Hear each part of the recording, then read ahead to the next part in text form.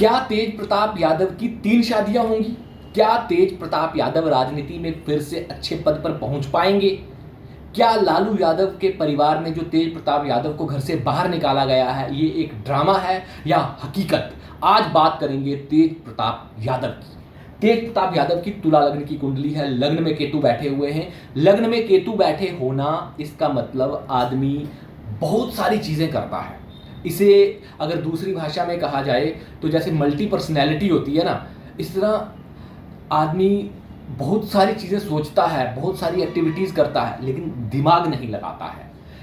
तेज प्रताप यादव के अंदर भी यही है। जब भी लग्न में केतु बैठे हों और केतु उच्च राशि के ना हो या मित्रव्रत ना हो तो केतु ऐसा ही करते हैं। मतलब उस आदमी को लोग कहते हैं कि ये आदमी दिमाग का उपयोग नहीं करता, ये मंदबुद्धि है।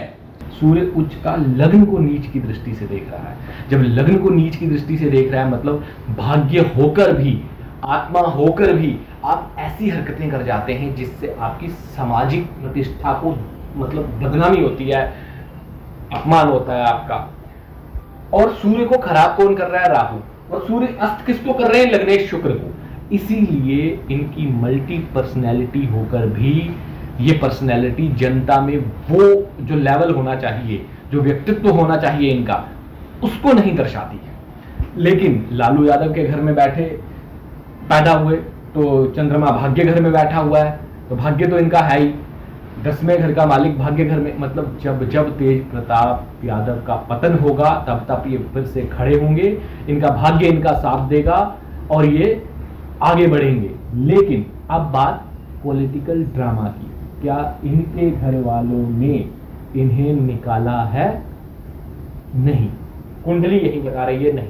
ये सिर्फ दुनिया को दिखाने के लिए ऐसा हुआ है क्योंकि चंद्रमा इनका 10वें घर का, पिता घर का मालिक भाग्य घर में है। लालू यादव पूरी तरह से इनके साथ हैं, इनके साथ रहेंगे और लालू यादव के लिए ये प्रिय पुत्र हैं। लालू यादव इन्हें बाहर नहीं निकाल सकते, इनके साथ सब कुछ ओके है। वो सिर्फ दुनिया को दिखाने के लिए, क्योंकि इनके भाग्य का मतलब इनके 10वें दरबार का मालिक भाग्य घर में बैठा हुआ है, इसलिए ऐसी कोई बात नहीं है। ये जो हो रहा है वो सिर्फ दुनिया को दिखाने के लिए एक दिखावा हो रहा है। और सबसे बड़ी बात, ये कुछ भी बोल देते हैं। क्यों? क्योंकि इनका जो भाग्य घर का मालिक बुध है वो 6ठे घर में बैठा हुआ है नीच का होकर। मतलब जब नीच का होकर, शत्रु क्षेत्री होकर भाग्य घर का मालिक बैठ जाए तो आप ये समझ लीजिए व्यक्ति के आगे पीछे चाटुकारों की लंबी लाइन है। वो किसी के भी बहकावे में आ जाता है, कोई भी उसे बेवकूफ बना देता है। भाग्य घर का मालिक नीच का होकर 6ठे घर में बैठा है, मतलब शत्रु उनकी बुद्धि को अपने हिसाब से हैंडल कर लेते हैं। और अब आखिरी बात शनिदेव की। उनके द्वितीय घर में शनिदेव बैठे हुए हैं, इसलिए जब जब वो पुरुषार्थ करेंगे, तृतीय घर में मंगल बैठे हुए हैं धनु राशि में, जब जब पुरुषार्थ करेंगे वो आगे बढ़ेंगे और चुनौतियों को स्वीकार करके वो आगे बढ़ते ही रहेंगे। ये उनके जीवन में है। उनको जितना मुलायम बनाकर रखेंगे उतना वो जीवन में तप नहीं पाएंगे। अगर लालू यादव जी बचपन से ही इन्हें संघर्ष वाला बनाते तो शायद ये सच में आज बिहार के मुख्यमंत्री होने का क्रेडिट इनको मिलता, ये मुख्यमंत्री बनते मतलब। लेकिन क्या हुआ, इनको जितना सॉफ्ट रखेंगे, क्योंकि चंद्रमा इनका भाग्य घर में बैठा हुआ है, जितना सॉफ्ट रखेंगे उतना इनका पेशेंस टूट जाएगा। इनको हार्ड वर्क करवाना है तभी जाकर ये आगे बढ़ पाएंगे। हार्ड वर्क इनको करवा रहे हैं शनि और मंगल।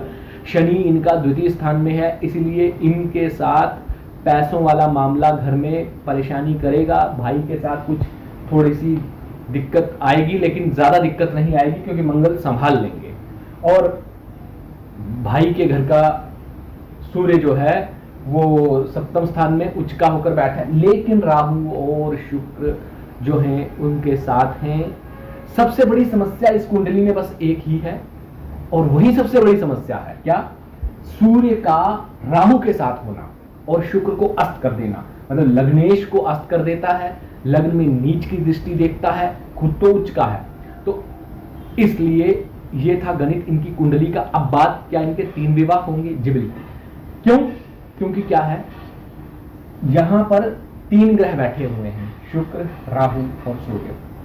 शुक्र मतलब घर वालों की मर्जी से विवाह हो रहा है, फिर एक अपनी मर्जी से, और फिर आखिर में एक सामाजिक, इनके इसलिए 3 विवाह बनेंगे। इसका गणित कुछ और है, मैंने आपको इन शॉर्ट में इन 3 ग्रहों से बताया। आप इनको मत सोच लीजिएगा कि 3 ग्रह हैं तो 3 शादी हो जाती है, 5 ग्रह हैं तो 5 शादी हो जाएगी, 1 ग्रह है तो 1 शादी हो, नहीं, ये कैलकुलेशन है और इस कैलकुलेशन को पूरी तरह से समझाना असंभव है इन शॉर्ट में, क्योंकि इतने जल्दी नहीं समझाई जा सकती।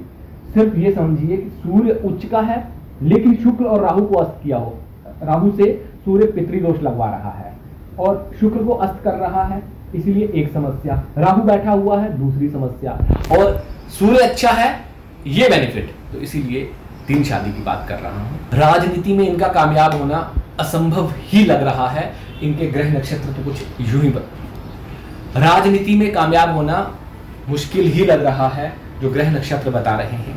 आप भी चाहते हैं कि मैं आपकी कुंडली या किसी और सेलिब्रिटी की कुंडली का करूं विश्लेषण, तो कमेंट बॉक्स में अपना कमेंट ज़रूर कीजिएगा। आज के लिए इतना ही, बहुत बहुत धन्यवाद। अगर लाइक और शेयर और सब्सक्राइब नहीं किया है तो प्लीज़ कर दीजिए, कौन से पैसे लग रहे हैं, फ्री में तो है। धन्यवाद।